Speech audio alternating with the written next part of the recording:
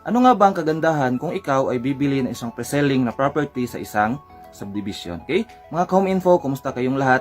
At welcome back sa ating channel, ang Home Info 101. Sa umagang ito, pag-uusapan natin yung iba't ibang dahilan kung bakit maganda ang pagbili ng isang pre-selling na property sa isang subdivision. Pero bago yan, huwag kalimutan mag-like sa ating Facebook page. Kung ito ay napanood mo sa Facebook, mag-subscribe kung ito ay napanood mo sa YouTube, at mag-follow kung ito ay napanood mo sa TikTok. Okay? Simulan natin ang pagtatalakay. Let's go! Home Info 101. Mga ka-home info, pag sinasabi nating pre-selling, ito yung property sa isang subdivision na wala ka pang bahay na makikita. Pawang damuhan pa lang ang iyong makikita. Wala pang naitayo na bahay. Pero ngayon, maganda ba itong bilhin mga ka-home info?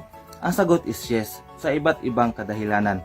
Una dyan is yung tinatawag na presyo. Kadalasan sa mga pre-selling na units or property sa isang subdivision ay napakamura pa lang or napakababa pa lang ng presyo kasi nga wala pang bahay na naitayo. Do you understand that? Pangalawang dahilan mga ka-home info kaya maganda ang isang pre-selling na property sa isang subdivision ay yung tinatawag na term sa pagbabayad ng down payment. Kasi nga wala pang bahay na naitayo, ang term nito sa pagbabayad ay matagal, no? Meron itong tinatawag na 48 months na pagbabayad. Ang iba naman ay 36 months. Ngayon, pag mahaba yung term ng pagbabayad mo, ang babayaran mo monthly ay mura lang o mababa lang ang presyo. Compare doon sa mga ongoing construction at doon sa mga ready for occupancy na mga bahay. Ang pangatlo mga ka-home info kaya magandang isang pre-selling na property sa isang subdivision ay ang location o ang pwesto ng bahay. Kasi nga wala ka pang bahay nakikita, pawang damuhan pa lang, ay konti pa lang ang bumibili nito. Kaya meron kang freedom or makakapili ka ng magandang pwesto ng bahay na kukunin mo or bibilhin mo.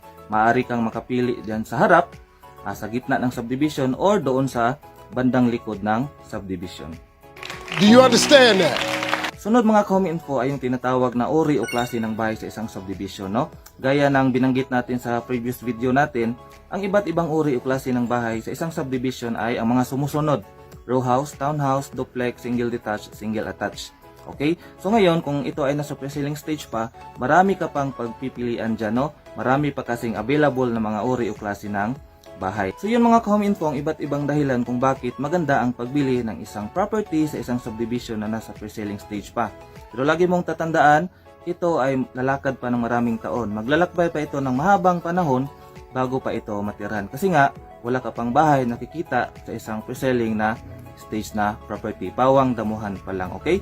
Ngayon, kung gusto mo lang tumira agad, dun ka sa mga subdivision na meron ng naitayong bahay, meron ng tinatawag na RFO or ready for occupancy. Mga ka-home info, naway nagustuhan mong ating video sa umagang ito at naway ito ay makatulong sa iyo lalong-lalo na kung ikaw isang first time home buyer. Abangan nyo ang susunod natin mga video na i-upload sa ating Facebook page dahil ito ay makakatulong talaga sa iyo. Okay, maraming salamat sa panonood at hanggang sa muli.